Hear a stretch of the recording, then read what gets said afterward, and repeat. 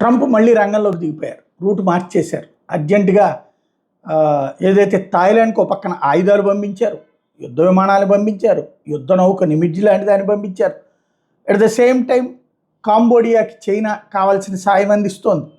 ఇక్కడ ఈ ఘర్షణ వాతావరణం నడుస్తూనే ఉంది. జనమేమో దాదాపు 1.5-2 లక్షల మంది సొంత ఇళ్ళు ఆ ఊర్లు వదిలేసేసి వేరే ప్రాంతాలకు తరలి వెళ్ళిపోవడం అయింది.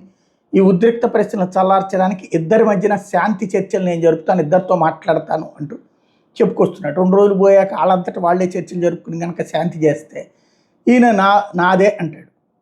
ఈలోపు చచ్చిపోయేవాళ్ళు చచ్చిపోతారు, యుద్ధం జరిగిపోతుంది, వాళ్ళంతటా వాళ్ళకి చిరాకేసి ఆగిపోయినా ఈయన నాదే అని చెప్పుకుంటాడు. బేసిక్ సమస్య ఏంటంటే పరిష్కరించడం ప్రతి ఒక్కరికి. ఇది మనకి చెప్తుంటాడు చూడండి, టారిఫ్లు వేస్తుంటే ఇప్పుడు వాళ్ళతో ఒప్పందం విషయంలోనే లైట్ తీసుకున్నాం, వాళ్ళంతటా వాళ్ళు మార్చుకునేటటువంటి పద్ధతులు. అట్లాంటిది ఈ టారిఫ్లకు భయపడిపోతారా?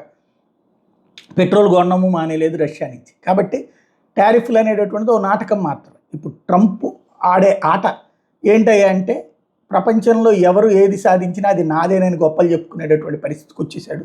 Psychological condition. కాబట్టి థాయిలాండ్ కాంబోడియా యుద్ధం ఏమవుతుందో చూడాలి.